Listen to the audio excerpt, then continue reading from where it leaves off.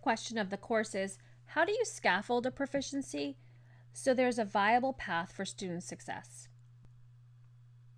As we learned from the last question, proficiency development does not stop with the proficiency statement.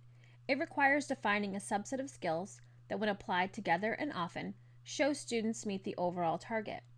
The proficiency statement describes a destination, and from these statements, we chart paths for students to travel to the destination through the performance indicators. Charting this path, creating benchmarks of achievement at various developmental levels, is one form of scaffolding in proficiency-based personalized education.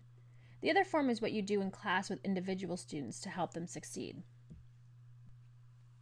An important question is, how often should we place these benchmarks for students to check their progress?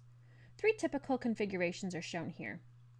The first shows benchmarks existing at every grade level, meaning you've written a clear description of what proficiency looks like at the end of 3rd grade, 4th grade, 5th grade, etc. The second configuration posits fewer benchmarks, one at the end of each grade at the elementary level, but less frequently after that. The third configuration uses grade span spread, describing proficiency at the end of 2nd, 5th, and 8th grades, and then at graduation.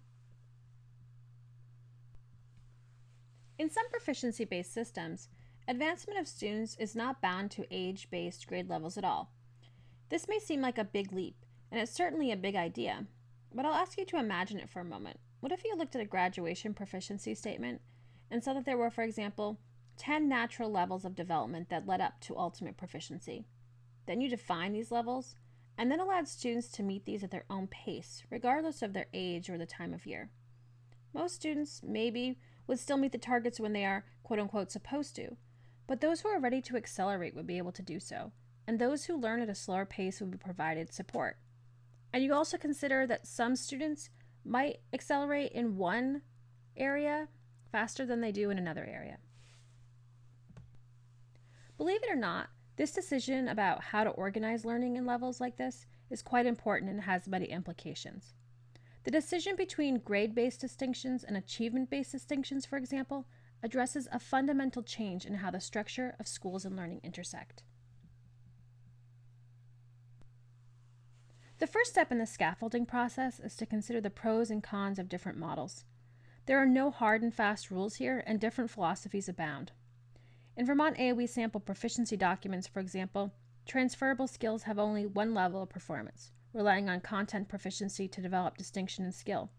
In contrast, the content proficiency samples have 3 levels of performance.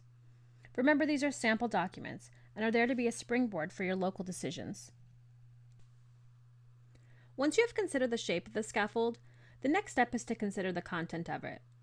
Referring to standards and research at this point is a good check for alignment. Take a close look at standards, which rely heavily on research in their development. It might also be helpful to refer to some research-based learning progressions to ensure that your expectations are on the right track. There are many resources on the research-based learning progressions in the More Resources section of the course. Let's take a look at an example that we developed for the collaboration skill.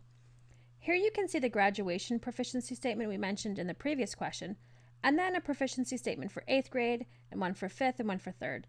Notice that just like the graduation statement, these are specific, observable, and measurable. They also parallel the structure and components of the graduation statement. This is usually a good idea, though not always true, as there might be considerations at a 5th grade level, for example, that don't apply at graduation level.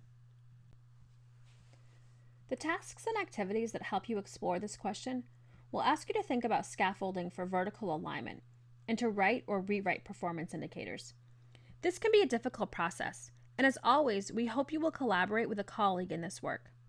The text-based reflection will be especially helpful as you consider how research fits in. One thing to keep in mind, although some research-based learning progressions are available, the research is less available at certain levels and in certain subjects. Don't get bogged down with making sure your system is perfect. Most likely, it won't be. That's where a cycle of continuous improvement comes in. Thank you for watching. Remember to record your work in the Evidence of Learning tool and to check out more resources below. If you have any questions or want to share additional resources you think might help others, please contact the Center for Collaborative Education at vtclg@ccebos.org.